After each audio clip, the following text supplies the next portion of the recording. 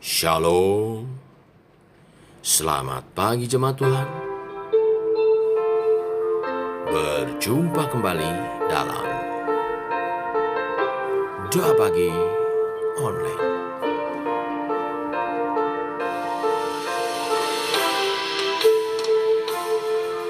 Yesusku, Kau terindah.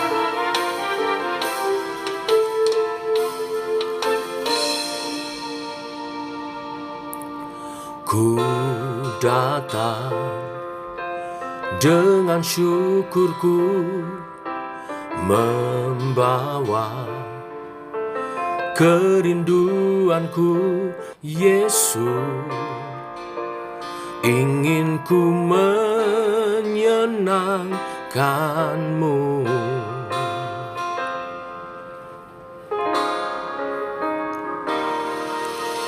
Karyamu indah bagiku, kasih menyelamatkanku, Yesus. Inilah persembahanku.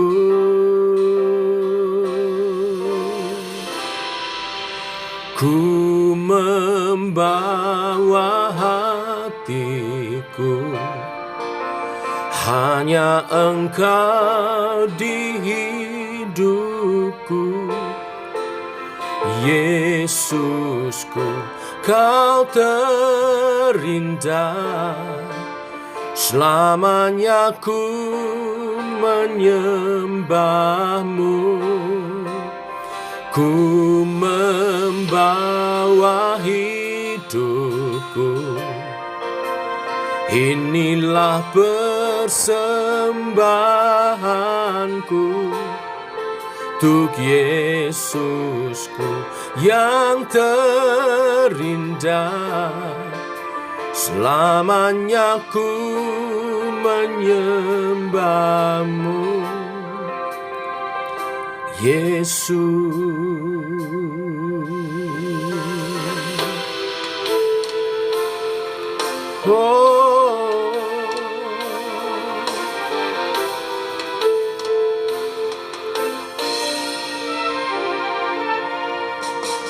Ku datang dengan syukurku, membawa kerinduanku, Yesus.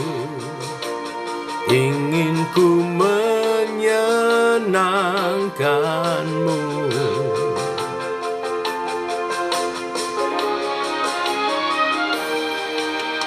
Karyamu indah bagiku, kasih yang menyelamatkanku, Yesus.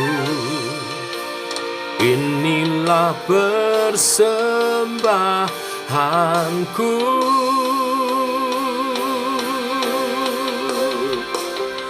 Ku membawa hatiku, hanya Engkau di hidupku, Yesusku. Kau terindah, selamanya ku menyembahmu. Ku membawa hidupku, inilah persembahanku untuk Yesusku yang terindah. Selamanya ku menyembahmu, Yesus. Bawaku erat di hadirat-Mu, hatiku persembahan bagimu. Jiwaku tenang di hadirat-Mu. Hatiku aman dalam kasih-Mu. Bawaku erat di hadirat-Mu.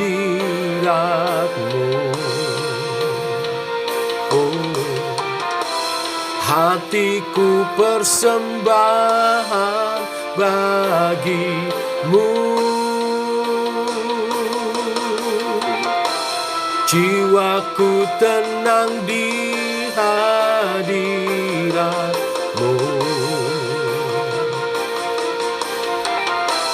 Hatiku aman dalam kasih-Mu.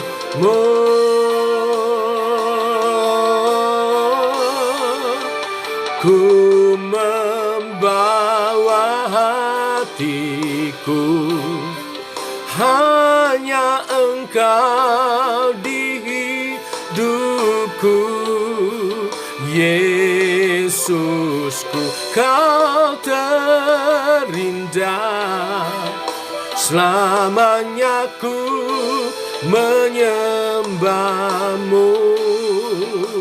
Ku membawa hidupku, inilah persembahanku untuk Yesusku yang terindah.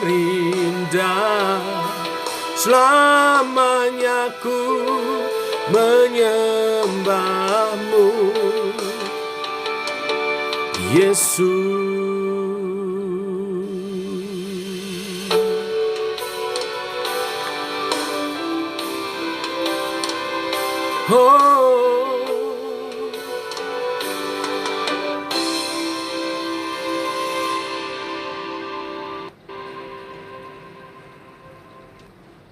Tiba waktunya untuk kami merenungkan firman-Mu.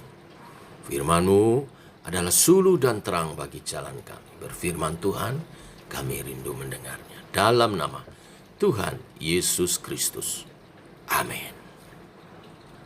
Bapak Ibu, kita lanjutkan pembahasan pokok-pokok iman, ajaran Yesus di Bukit hari ini tentang hukum perceraian.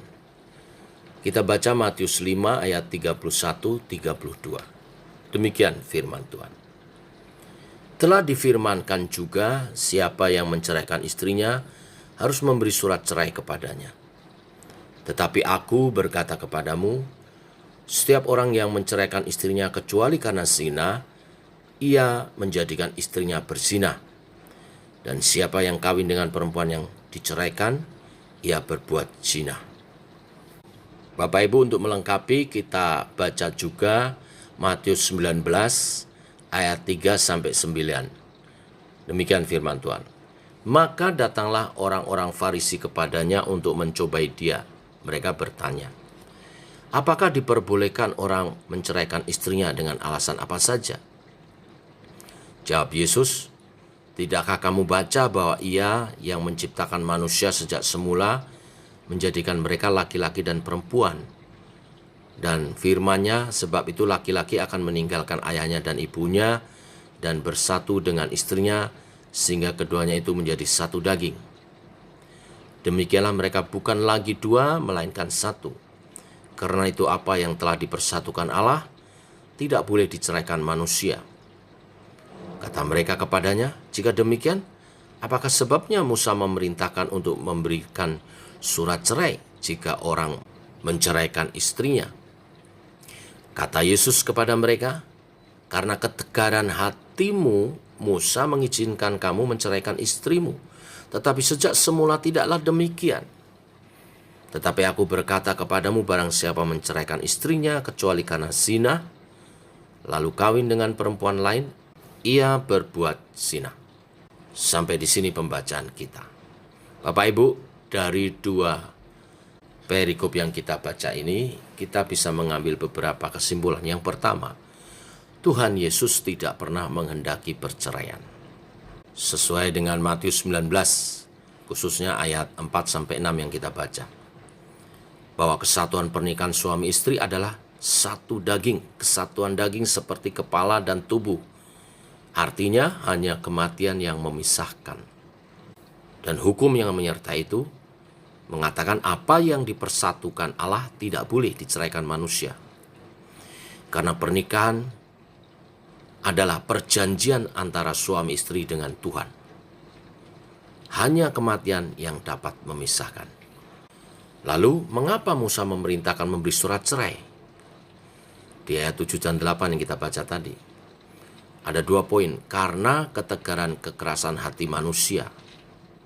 Tetapi, sejak semulanya tidak demikian. Artinya semulanya tidak ada perceraian. Lalu, mengapa Yesus berkata kecuali karena zina? Nah, ini perlu dipahami dalam konteks budaya Yahudi. Dalam budaya Yahudi ada tahap-tahap orang menikah. Dimulai tahap pertama, pertunangan masa anak-anak. Dilakukan oleh 2 orang tua yang menjodohkan mereka. Tahap ini boleh dibatalkan. Lalu tahap kedua, pertunangan masa dewasa. Sudah dianggap suami istri tetapi belum menikah dan belum boleh berhubungan seksual. Bila batal, pertunangan ini sudah disebut bercerai. Contohnya di Alkitab pertunangan Yusuf dan Maria.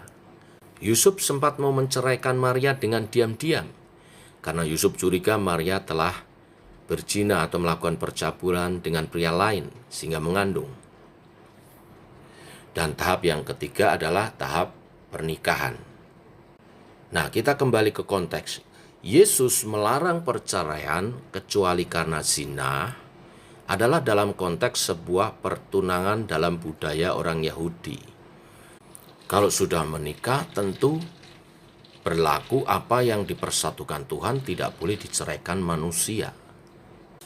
Lalu bagaimana dong menjaga pernikahan tetap utuh bila sudah terjadi perzinahan atau pasangannya kasar, suka menganiaya, bahkan membahayakan nyawa? Atau bagaimana kalau sudah terlanjur bercerai? Nah, kita melihat pengajaran Tuhan di 1 Korintus 7 ayat 10-16. Demikian firman Tuhan. Kepada orang-orang yang telah kawin aku, bukan aku tetapi Tuhan memerintahkan supaya seorang istri tidak boleh menceraikan suaminya. Dan jikalau ia bercerai, ia harus tetap hidup tanpa suami atau berdamai dengan suaminya. Dan seorang suami tidak boleh menceraikan istrinya. Kepada orang-orang lain, aku, bukan Tuhan. Katakan, kalau ada seorang saudara beristrikan seorang yang tidak beriman, dan perempuan itu mau hidup bersama-sama dengan dia, janganlah saudara itu menceraikan dia. Dan kalau ada seorang istri bersuamikan seorang yang tidak beriman, dan laki-laki itu mau hidup bersama-sama dengan dia, janganlah ia menceraikan laki-laki itu. Karena suami yang tidak beriman itu dikuduskan oleh istrinya, dan istri yang tidak beriman itu dikuduskan oleh suaminya. Andai kata tidak demikian, niscaya anak-anakmu adalah anak cemar. Tetapi sekarang mereka adalah anak-anak kudus. Tetapi kalau orang yang tidak beriman itu mau bercerai, biarlah ia bercerai. Dalam hal yang demikian, saudara atau saudari tidak terikat. Tetapi Allah memanggil kamu untuk hidup dalam damai sejahtera. Sebab bagaimanakah engkau mengetahui, hai istri, apakah engkau tidak akan menyelamatkan suamimu? Atau bagaimanakah engkau mengetahui, hai suami, apakah engkau tidak akan menyelamatkan istrimu? Sampai di sini pembacaan kita. Dari pembacaan ayat ini, pada dasarnya Tuhan mengajar tidak ada alasan yang direstui untuk bercerai. Bila pasangan telah berzina, tetap tidak boleh diceraikan, tetapi dibimbing dalam pertobatan dan pengampunan. Tapi bagaimana bila yang berzina tidak mau bertobat, keras hati? Yang tidak mau bertobat, pisahkan dari jemaat. Tetapi pasangannya tetap sendiri sampai yang berzina bertobat baru boleh bersatu kembali rujuk.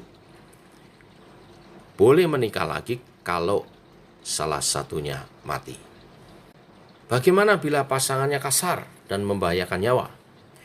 Gereja bisa bekerja sama dengan aparat hukum dalam melaksanakan tugas bimbingannya dengan tujuan pertobatan dan pengampunan. Bagaimana bila sudah terlanjur bercerai?